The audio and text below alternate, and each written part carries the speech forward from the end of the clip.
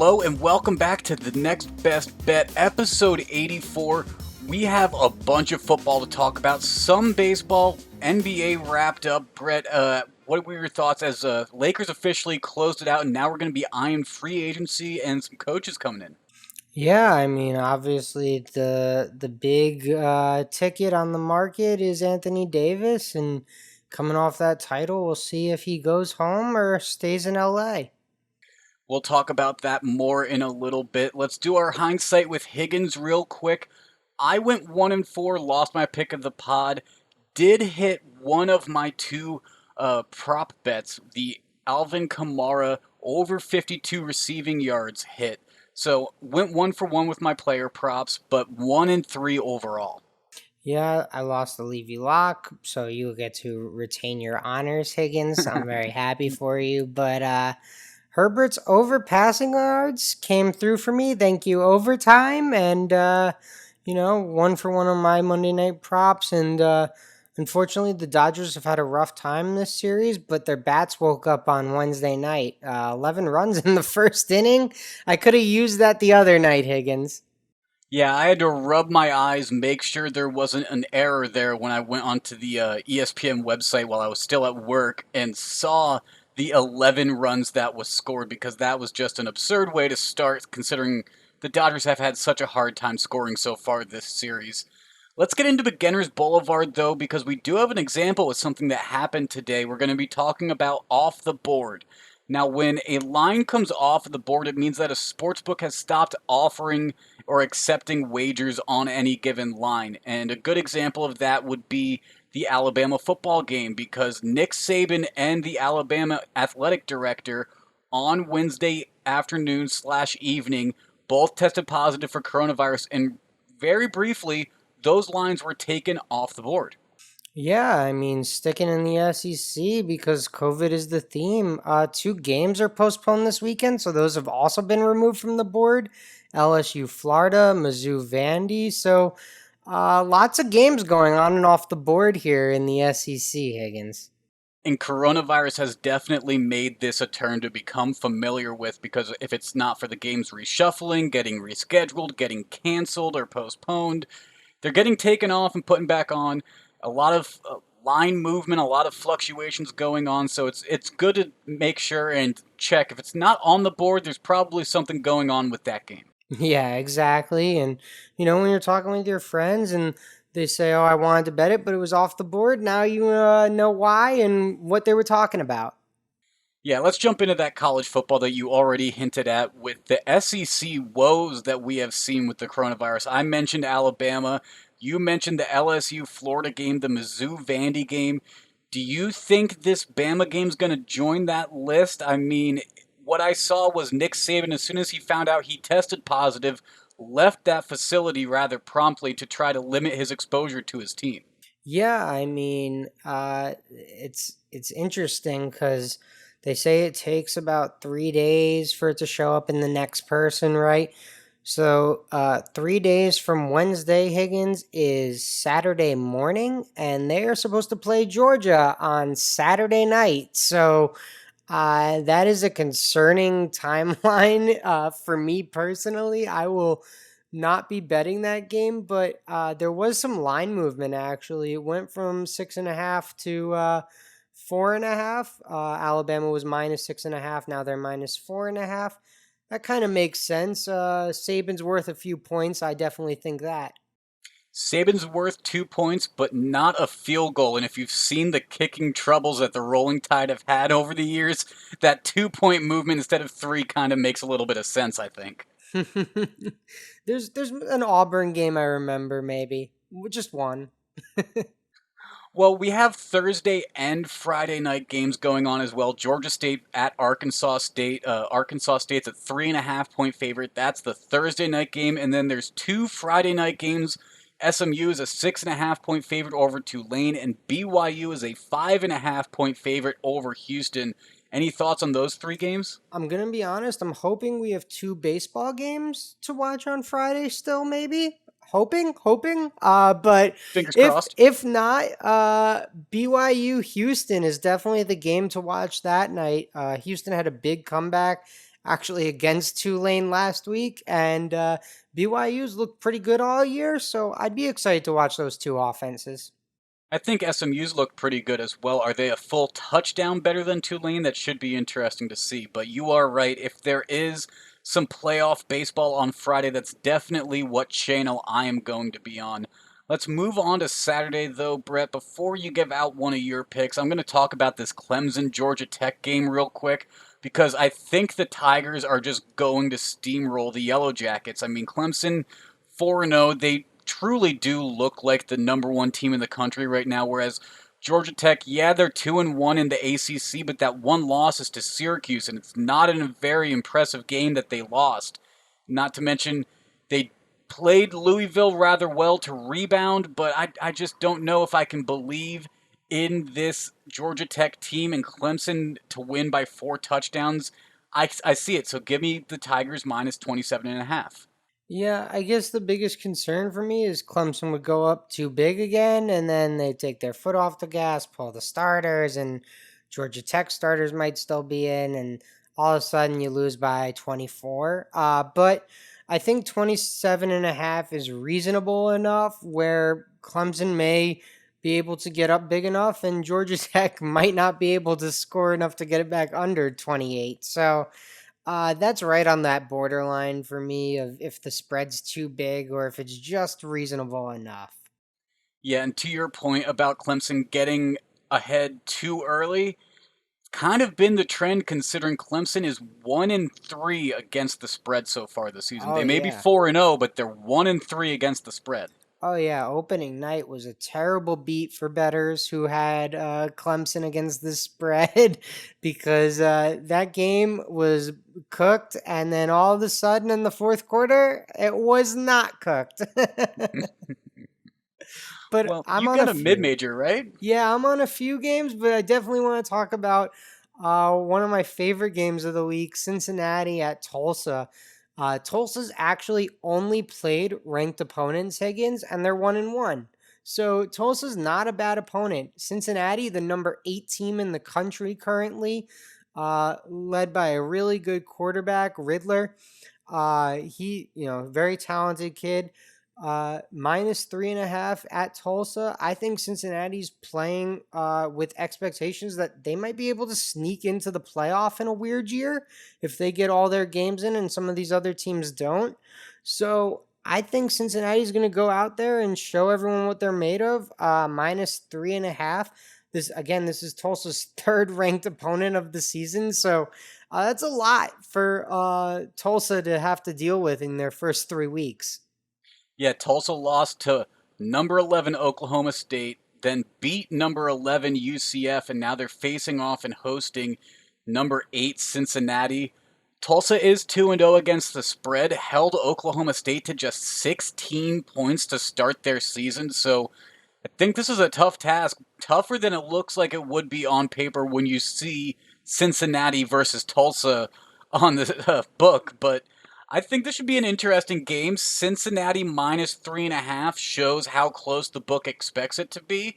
And I like your point of maybe Cincinnati trying to sneak in on one of those off years, but with how Cincinnati versus Tulsa looks on paper, I think Cincinnati needs to get a commanding win if that were to be the case. They can't just win this by 4 points. No, I mean, Cincinnati's got to win and win convincingly all their games because people are always going to be arguing for the one loss SEC team or, oh, this undefeated team in the Pac 12 that only played 6 games should be in because, they went undefeated in the Pac 12. Well, Cincinnati's not going to get any of the benefit of the doubt. I just think they have a lot of talent. They're going to have the opportunity to get a win against UCF because that's a conference game. They'll have another opportunity to get some ranked wins. So they might be able to do just enough, Higgins. In a weird year like this, just enough. Who knows in 2020? Who knows? Well, it's not a good year for our Syracuse Orange in 2020. I know that. We lost our starting safety, Andre Cisco, who's going to the NFL draft, but we lost him because of injury. Tommy DeVito's out due to injury. And we're 2.5 point dogs at home versus Liberty, Higgins.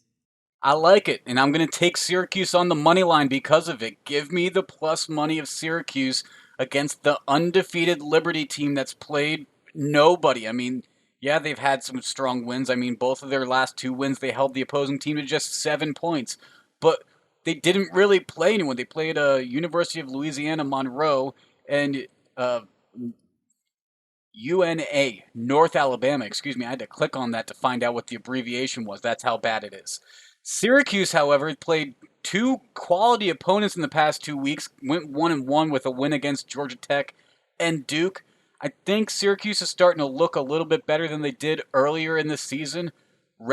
Culpepper showed some flashes when he's had to go in, so who knows? I'll bet on the Orange here to see if they can get their second win. This is not a shot at Rex Culpepper. That kid has been through a lot in his time at Syracuse, and Yes, he has. I'm a big fan of his as a person. You know, coming back from cancer, being able to play on the football team now, he's going to have a chance to start. But just to make a little bit of a joke of the situation, Higgins, I'd have more confidence with Joe Girard playing quarterback, two-time state champion in high school, now the starting point guard on the Syracuse basketball team.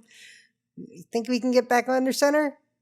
I think Dino may have reached out to him. Who I knows? really I hope mean, so. I mean, that would be a more intriguing option to me. Just throwing it out there. But heading back to the SEC, one of the games that hasn't been stopped by COVID, Auburn at South Carolina. Auburn 3.5 point favorites. Honestly, Higgins, I just think South Carolina's a bad football team, and I'm going to take Auburn. fair enough. That's a rather simple reason, but I get you. Why do you think the line's at 3.5 if you think South Carolina's so bad, though? Auburn's been a little disappointing. They have not come out and looked great. Bo Nix hasn't looked great, but I think Auburn, top to bottom, is better than South Carolina. I think, honestly, their quarterback plays better. They have more wide receiver talent. Their defense is probably a little bit stronger as well. So I just think they're the better football team. And, I think they should be able to beat South Carolina by at least a touchdown. I was surprised this spread was only 3.5. See, your reasoning with that game is pretty similar to my reasoning in this North Carolina Florida State game. I mean, Florida State's just horrible. They've had to sub out their coach due to coronavirus reasons. They've played three different quarterbacks this season. They are 1-3 with their only win against Jacksonville State, and it wasn't pretty. Meanwhile, North Carolina had a amazing game against Virginia Tech last week, 56-45 win. Virginia Tech's now ranked this week. North Carolina's ranked number 5, and they are only 13.5 point favorites. I think they win by more than two touchdowns here. I think this is an easy decision. Yeah, a little side note, Sam Howell, UNC starting quarterback, was committed to Florida State before Mac Brown got him to switch over to UNC. So maybe a little bad blood there. I don't know. Maybe that comes into it. Who knows? But yeah, this one seemed a little small. I guess UNC, the beginning of the year, that close game kind of scared some people. Maybe that has something to do with it as well, Higgins. What do you think about any of that? Well, I think UNC in the beginning of the year may have scared some people off. I mean, against Syracuse, who we have talked Right. about, hasn't really impressed people. They only scored 31, but Well, they and it was held them to really, 6. and it was really the fourth quarter where they scored. Like they were bad for 3 quarters. You were sitting there like, oh my Yes. god, we might win. But they've since straightened it out. They've straightened it out. And I mean, if you look at how the averages are in terms of points allowed versus points scored, North Carolina scored 37.7 and allowed 24.3. So that's basically right on the mark with this spread. Yeah, I like that pick. I think UNC should take care of business. I think Sam Howell's going to go in there and try and light up that defense for sure. Sticking in the ACC, I'm going down to the Research Triangle, Higgins, down in Raleigh, North Carolina, as Duke plays NC State, and NC State is a 4.5 point favorite at home versus Duke. NC State is the better football team than Duke in this one. They're the home team. I think they can beat Duke by a touchdown. Duke coming off a win last week against Syracuse, but as you and I mentioned earlier, it doesn't really impress us too much. We've watched this Syracuse team play. The Battle of North Carolina should be interesting, though, between Duke and North Carolina State. I mean, UNC's not there. I'm sure they'd like to be a part of that battle as well, but you can only have two North Carolina teams facing off at a time. That's COVID rules, right? Yeah, exactly. Only that's the only reason. Otherwise, we'd throw in Wake Forest, have them out there, get all the teams in there. Get all the teams on there. 1v1v1v1. Yeah. One more game I want to touch on before we move on, Higgins. Uh, Ole Miss at Arkansas, and I got to tell you, this is the most not surprising, but probably the biggest over under I've ever seen on a college football game before the game kicked off. Other than Big 12. No, period. Like, I don't think I've Oh, ever seen 75 and a half pre kickoff. I've seen it, in the second quarter when a game's gotten pretty high scoring in the first quarter, but 75 and a half 11 touchdowns. at least. At least 11 touchdowns. That is a very high over under. I will say last week I picked the over under in the Texas Oklahoma game. That was 72 and a half.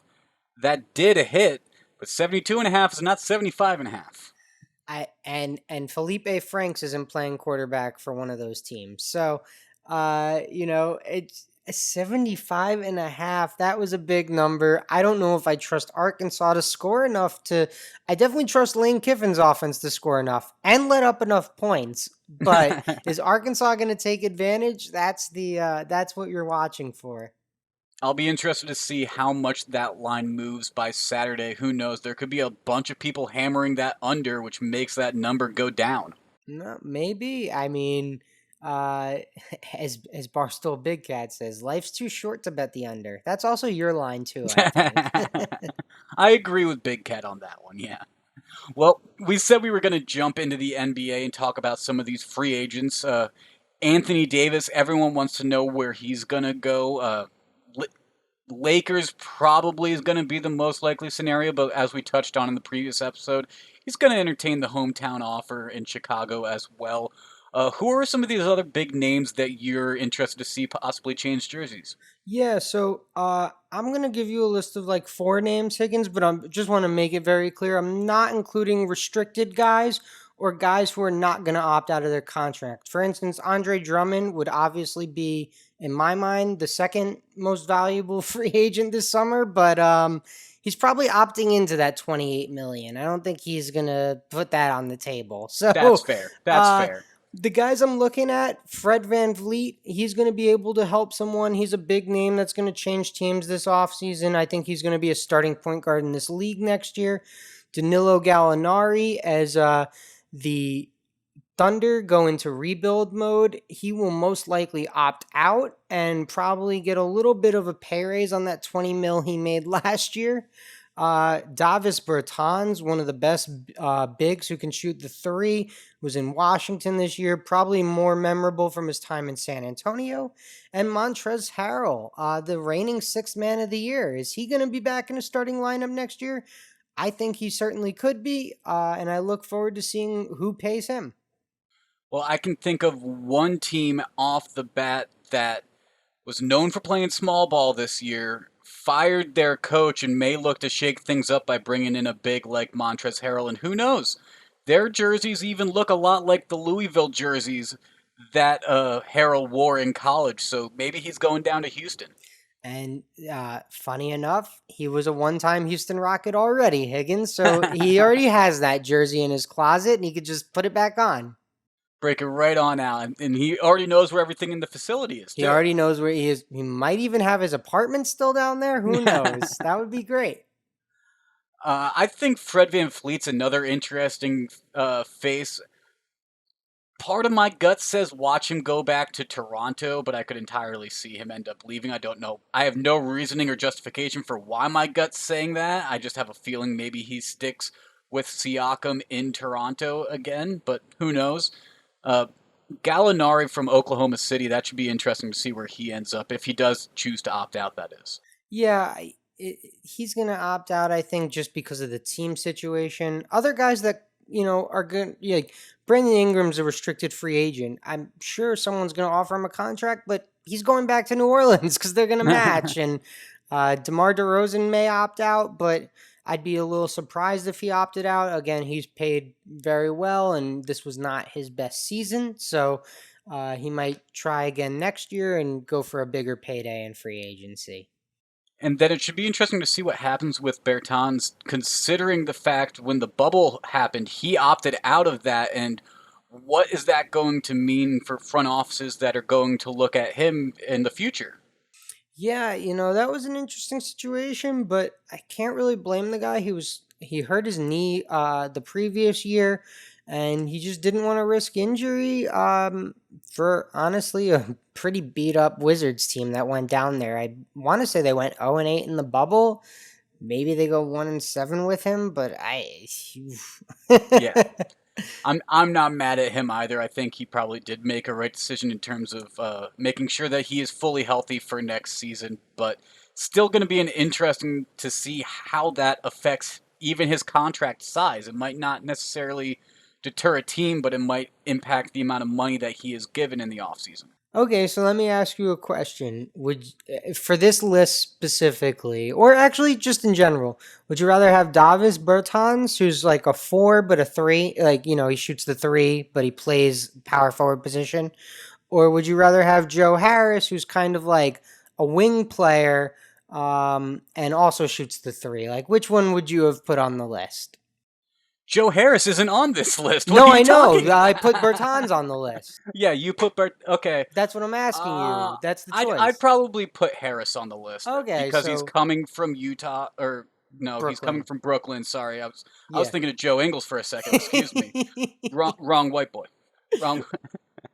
But so he's from Brooklyn. I think that since he is coming from a team that had a little bit more of an oomph factor to them, it's a little bit bigger of a story. But other than AD on this list, I'd say of the five that we mentioned, Montrezl Harrell's who I'm most intrigued to see where he goes because I think he can make a big impact wherever he goes. Yeah, Harrell's a great player. Personally, the guy I think's going to make a big impact, Fred Van Vliet. He's going to be a big role player for a team next year, and he has a ring, so that's a big move. He's got a ring, and that does help a lot of things. Let's jump into Moneyline Magic, though. Talk about this Monday night football game between the Saints and the Chargers. Yeah, it was a great one. I mean, Herbert, 4 touchdowns, first rookie on Monday Night Football to acquire such a feat, but it wasn't enough.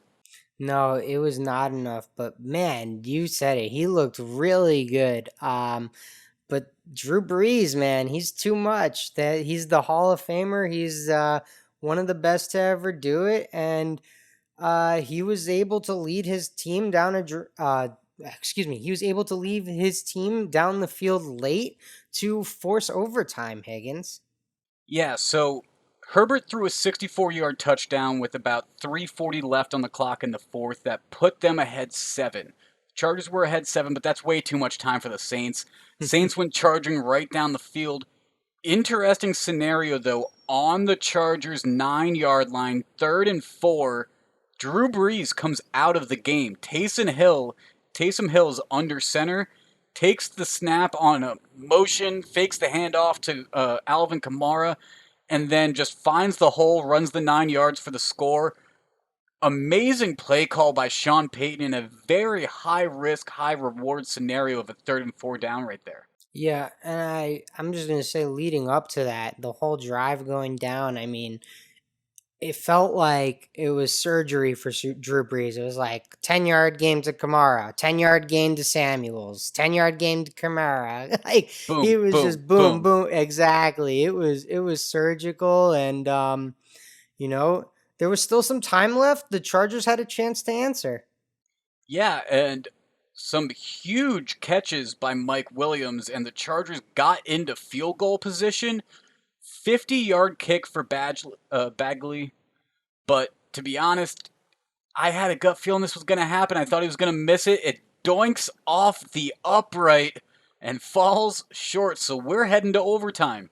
And you can't have a rookie face off against Drew Brees in overtime. The Saints get the ball first, drive down the field, they kick the field goal, and then moment's just too big for Justin Herbert. His team goes 4-and-out. Yeah, I mean, it's tough, but it wasn't all on Herbert. If you're gonna call yourself the Money Badger, I'd like you to make that kick, or change your nickname. That's One fair. That's one fair. of the two. But yeah, I think the drive by Herbert to put them in position to even kick that field goal, and even the wherewithal to throw the ball out of bounds when there was about, I want to say, 8 seconds left on the clock. It could have been 10 seconds left on the Hmm. clock, and they ran that little like 4 second play just to get that extra time off. Just, can't give Drew Brees any time. So I was really impressed with Justin Herbert in this one, and unfortunately, Drew Brees is Drew Brees, and he handed the young rookie an L. And just real quick before we move on, you had two Justin Herbert player props. So just tell us, how close were those to hitting? So I took Justin Herbert over 261 on the podcast. So that one hit, but I wait till game day because in the 2020 COVID year, it's anything can happen. And I got that line at 265 and a half, and my man hit 264. Oof. 264. So my bank account didn't look good, but my record on next best bet, not too bad. Well, there we go. And now it is time for our ad. We didn't have it at the beginning of the show, real quick, so here we go. This episode is presented by Wild CBD. Wild produces the best tasting edibles on the market using real fruit and all natural flavoring. With flavors inspired by the Pacific Northwest, high quality ingredients, real fruit, and consistent dosing, Wild has become one of the leading cannabis edible producers in the country. Wild's new CBD line currently offers real fruit infused gummies in blackberry, huckleberry, lemon, and raspberry, and CBD infused sparkling water in raspberry, lemon, blackberry, and blood orange. Each gummy is dosed with 25 milligrams of CBD and can be purchased in a bottle of 10 or 20. Wild CBD is offering our listeners 30% off their next purchase from wildcbd.com by using the code POD. That's code POD, P-O-D, for 30% off your next purchase. Wild CBD products are intended only for use by individuals aged 18 and older. Wild CBD products should only be consumed as directed on the label and should not be used if you are pregnant or breastfeeding. While Wild CBD products are made with ingredients containing 0% THC.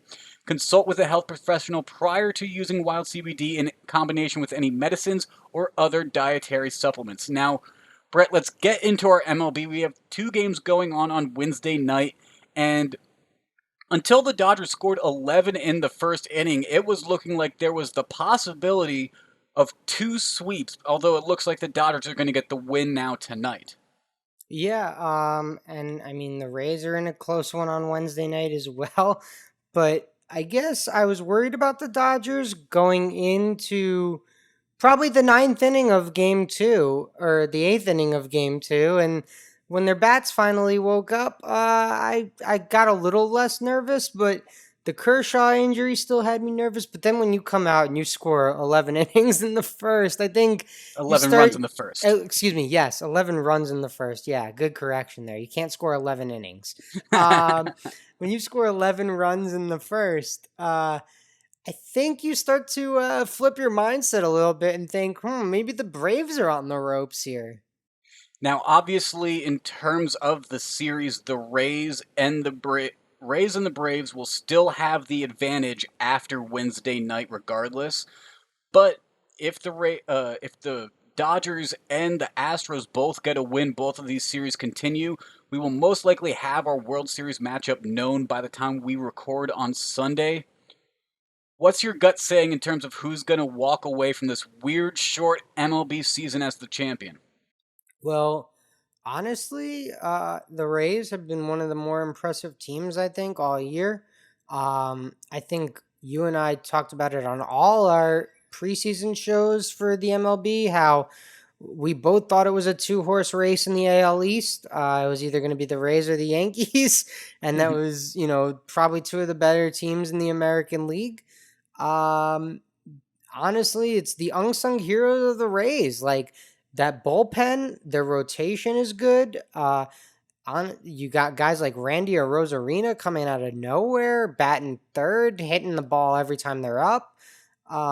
Mike Zunino's getting timely hits from behind the plate. So the Rays are just firing on all cylinders. But I'll say this, Higgins. I don't want to play the Dodgers no matter what. I just never want to play the Dodgers. So if I'm the Rays, I'm hoping I'm facing the Braves in the World Series, because if it's Rays Dodgers, I might have to fade myself there. I'd agree. The Dodgers, they're just too familiar with that scenario. Too much of their lineup has been there before. Too much of their pitching staff's been there before. Whereas the Braves, it's not necessarily that same case. As a Mets fan, though, can you deal with seeing the Dodgers there yet again? Or would you prefer to loathe watching the Braves, the NL East rival of the Mets, in the World Series? Neither of these teams, man. I mean, we're the Mets are competing with like the Pirates. Like, we're much closer to the Pirates than we are the Dodgers or the Braves right now. I hope Steve Cohen comes in and fixes everything, and soon we're talking about the Mets like the Braves and the Dodgers. But the Braves' young pitchers have looked good in this postseason, and their bats are hitting. So I think the Braves do have a real shot in upsetting Los Angeles, but Los Angeles is the best team in base. I mean, roster top to bottom, bullpen, rotation. Even they got these guys like your Urias and Dustin May, who are like this new swing position in baseball where like they could throw 1 inning, they could throw 5 innings, you never know. So the Dodgers are just so versatile. I do not want to face the Dodgers, but my lean would be the Rays. My lean would be the Braves. Yeah. Urias started the game tonight. He had 5 innings. I agree. I think the Dodgers are just too much to handle with. Even them being down 2-1 in this series because they did get a 15-3 win that's now official. I have a feeling that the Dodgers are still the favorites here, and I think the Dodgers will still pull it out. And that team's just really, really tough to face off Yeah, against. But I hope Kershaw can come back for them. That will be a big thing to watch for the Dodgers, because that's a huge added boost and a big missing piece if he's not there. So even though it's the postseason, and he doesn't have the best track record there. yeah, I still promise you I'd rather have Clayton Kershaw in my rotation than not have Clayton I Kershaw agree. in my rotation. I can promise you that. I agree. I'll definitely be watching some baseball on Thursday, especially since there is no Thursday night football this week. No Thursday Mm. night, two Monday night games, and a stacked Sunday. This Sunday looks pretty good. We have a lot of good matchups this week, it seems. Yeah, I mean, I'm not even gonna lie, Higgins. I'm enjoying the two Monday games we've been getting, or the Monday Tuesday. I'd kind of be okay if the NFL went this way. Hey, NFL, if you're listening, Adam Schefter, if you're listening, Cough, cough. yeah, exactly. But I've enjoyed the two Monday night games a little bit more than the Thursday game. I agree. Let's jump into these Sunday games, though. One line that really stuck out to me right out the gate was Baltimore minus 7.5 over the Eagles. Now, the Eagles are not great this year. I mean, they may be near the top of the NFC East. They're sitting in second right now with a 1-3-1 record, but the NFC East is just terrible. The Washington Redskin or Washington football team, excuse me, they got a win over the Eagles at the beginning of the season. Baltimore just smacked them not too long ago, 31-17. So I think Baltimore wins this by more than one touchdown. I don't mind taking the hook. Minus 7.5. Lock that in. Yeah, I think that's pick makes a lot of sense. Games in Philly, but I don't really think that'll matter too much. And I think Baltimore's the better team. I agree. There's also a NFC NFC East matchup between the Giants and Washington, and somehow the Giants are favored 2.5 points here. I don't get it. If it wasn't the fact that I was a fan of a Giants fan, I would be on Washington in this game, whether it be spread or money line. I'd probably be on Washington in that game, but I'm just going to stay away from it in general. Yeah, you'll hop on the money line, I'm sure. The Chicago Bears are actually underdogs at the Panthers this weekend, and that kind of surprised me a little bit, Higgins. They're 1.5 point dogs, not huge underdogs, but I'm actually going to take Chicago on the money line. If there's one thing that Chicago has done this year, it's win games when people think they're going to lose. So it looks like Vegas has them as losers on Sunday. So I'm going to take them as the winner. All right, Nick Foles maybe having a bit of a redemption after having a rough week 2 as the starting quarterback, or at week 1 as the starting quarterback, week 2 appearing as the Bears quarterback. Yeah, we'll see. I look forward to Nick Foles. I mean, he's a bit of a hot button quarterback, right? Like some people love him, some people hate him. I guess I have some affection towards him because I had him on my fantasy team when he went 27-2 with Chip Kelly. That was 27 touchdown passes to 2 interceptions. That was a great year for my fantasy team. Another game is this Detroit Jaguars versus Jaguars game. The Lions Jaguars. I have no feel on who's going to win this game. I would say though this over under stuck out to me, Brett, and while I'm not on it, 54.5 does seem high for two teams that I don't think are very good at scoring. Their defenses are just atrocious though, I think is where they're getting the 54.5. Yeah, I was kind of thinking the same thing. I was like, "Ooh, this might be an under," and then I was like, "Actually, who's gonna tackle anyone?" So I'm staying away from that game as a whole, also. But I could see it a 28-21 type game though, like 49 points. I to be honest with you, I'm leaning Jacksonville plus 150 on the money line, just because it's a home game for the Jags. They have some fans that are allowed to attend their games, so maybe there is a little bit of an impact. But I don't know. I'm the Lions and the Jaguars. I don't even want to watch that game. So why do I want to bet on it? I want to save my money for a game I want to watch, like the great Falcons Vikings game between two elite franchises. And Atlanta is 4.5 point dogs in this one. But here's a little stat for you, Higgins. And it's not a real stat. It's just a, a good It's a thing Brett that Levy happened stat. last week. The Texans fired their coach and then won their game by more than 4.5 points, but they won their game outright.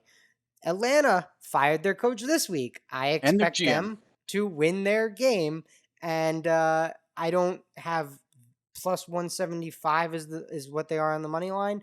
I don't think that's enough for me to take them on the money line, so I'll just take the 4.5 points and be pleasantly surprised or not surprised when they win outright.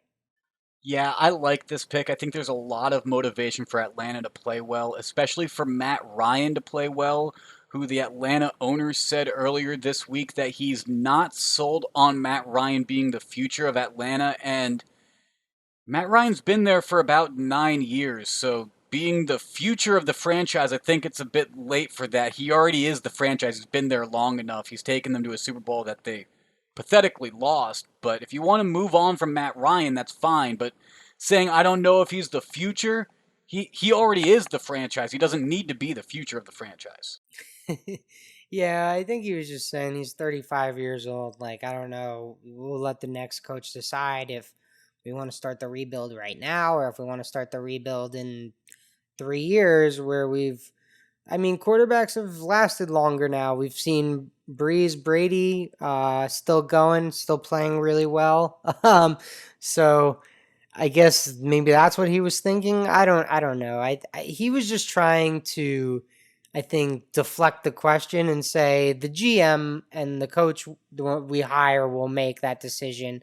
I don't want to.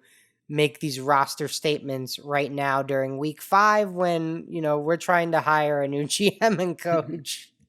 Yeah, and you clarified it well. Matt Ryan, he is 35. I think I said he's played with them for 9 years. He's actually played there for 13. So if he does move on, it would be the only second franchise that Matty Ice has played for because he was drafted by Atlanta and started right out the gate in 2008. So it would be hard to move on from him, but when it's time, it's time. Yeah, I mean, he, as crazy as it is, he brought them out of the Michael Vick hole or whatever you want to call it. So Matty Ice has been there for a while, I guess. Yes, he has. The other game I'm going to be on is the Browns at the Steelers. Now, this is a great AFC North matchup. I think it's going to be a great battle. The line favors Pittsburgh -3 at this point. I like Cleveland on the money line though at plus 150. I really think that the Browns are going to come out as champions this week. I took them as underdogs last week at plus 105. I'm going to take them again as underdogs. They're 4-1 facing off against a 4-0 Pittsburgh team that only got a win last week because they ended up having Chase Claypool end up scoring 4 touchdowns. I don't think they're going to have that success 2 weeks in a row of having one single player score 4 touchdowns. Is Big Ben able to move that ball around enough and get enough points on the board to beat that loaded Cleveland offense? We'll see, but I like the Browns in Heinz Field without the crowd. So this is a tough one for me because I've liked Cleveland as underdogs all season, and I've really enjoyed watching them play. I think they're pretty good, but I don't know if I'm ready to take them against the Steelers. So I'm just gonna stay away from this one and enjoy it as a fan. But I hope Roethlisberger can play well. He has a very good history of beating up on the Cleveland Browns, a really long history of it.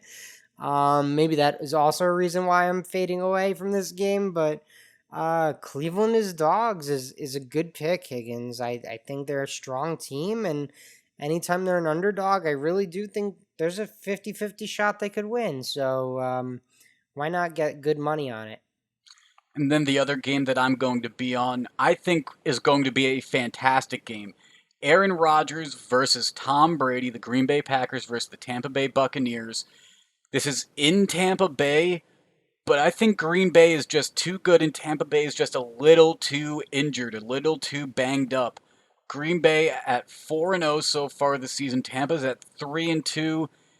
Tampa, they lost a tough one against Chicago last Thursday. Now, they do have a little bit of extra recovery time because it was a Thursday game. Hopefully, that means they can get some more people back on the field. But I think Green Bay is just a little too much to work against right now. And Aaron Rodgers is playing just a little too well. Hasn't thrown an interception yet this season, while Tom Brady's thrown 4. And I think turnovers might make the difference here. So Green Bay -1 is what I'm going to take. I'm going to take them on the spread instead of on the money line at -115. Yeah, sounds good. And just some quick news and notes. Cam Newton is back with the Patriots from his COVID list. And the Denver Broncos running back, Melvin Gordon, has been cited for a DUI. So, Pats versus Broncos, Denver's +10 right now. So take all that information. And if you think you have a lean in that one, great, go for it. Also, the Jets and Dolphins. The Jets cut Le'Veon Bell this week. And Adam Gase was asked, did your misuse of Le'Veon Bell lead to his cutting? And Adam Gase replied, that doesn't matter anymore. So take that information and bet the house on the Dolphins, -9. And look for Philip Lindsay and Frank Gore in fantasy football if you need a running back, whether it be because of injuries or because of bye weeks. I mean, Alvin Kamara is on a bye week for me. I was in the need of a second running back this week. I'm thinking of grabbing Frank Gore. I mean, with Le'Veon gone, he's at the top of the depth chart. Maybe he gets a lot of carries this week against Miami, and Frank Gore is one of those timeless human beings. If you look at the picture of when he came in the league versus now, doesn't look any older. And Frank Gore just has a knack of having that one big game each season that kind of makes him a part of the narrative for a few weeks. No, he's a good player, and he's definitely one of Gase's guys. I'd be interested in maybe seeing if they get LaMichael Pirine on the field, the rookie out of Florida who they drafted this year. I think probably at this point in their respected careers, Pirine's probably the most talented back on the roster, but Frank Gore, certainly a Hall of Famer, certainly a legend, and well respected, and he's going to get carries, no doubt about it. Yeah, he's gotten over 10 carries in 3 of the 5 Jets games so far this season. You have to expect without Le'Veon Bell, that number is probably going to be over 10 again this week. So Well, yeah, I mean, just so you're aware, the Le'Veon Bell did spend 3 weeks on IR, so yeah, yeah, I know. And who replaced him when he was yeah, on IR? exactly. It was Frank Gore Frank did. Gore. I just wouldn't expect the carries to increase. I would stay the same. Well, the 3 weeks that he was on IR were the 3 weeks that he was above 10 carries. The other ones he was at 6 and 9. Yeah, I'd say 10 to 9 carries, sure, and then Balaj and Pirine also. I think Gore is going to be on the field. To your point. There will also be 2 Monday Night Football games, like we've mentioned already, but we will talk about those on episode 85, which is going to come out on Monday morning. So we will have some more picks for you next week as well. A quick UFC update before we head on Ooh. out of here.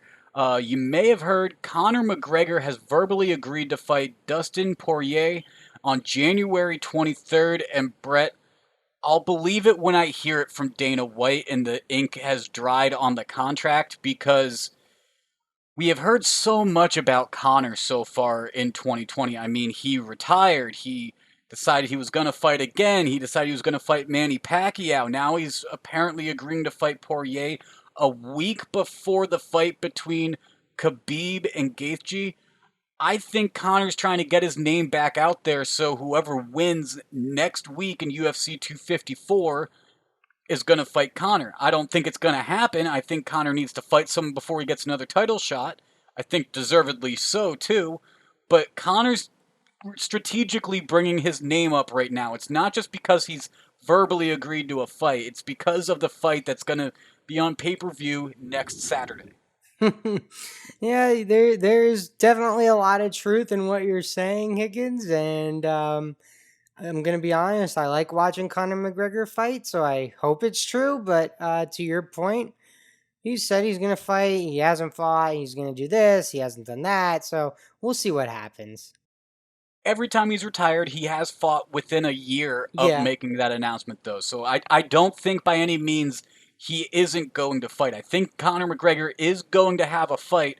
I just don't trust that it's going to be against Dustin Poirier on January 23rd. I think it could still be a multitude of other options that are probably still on the table, and that's why nothing's actually been signed yet. And if we know anything, Conor is a showman, so I would love to see him get back in the ring, obviously, or back in the octagon. yeah. Well, it seems like they're talking about doing it in Jerry's world, so that could be a spectacle.